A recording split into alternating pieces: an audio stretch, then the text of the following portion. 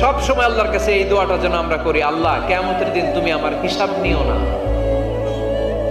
আল্লাহ তুমি আমার বিচার বসিও না, আল্লাহ তুমি দয়া করে আমারে মাফ করে দিও। আল্লাহ যার বিচার করবেন ও জাহান্নামে যাবে, আর যার বিচার করবেন না সে জান্নাতে যাবে।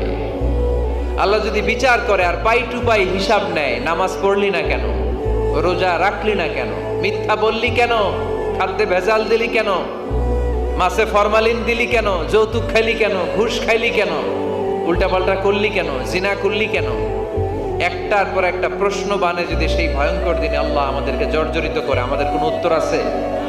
সেদিন আমাদের বাঁচার কোনো উপায় আছে?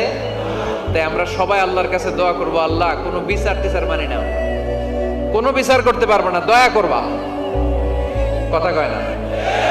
কি করবে?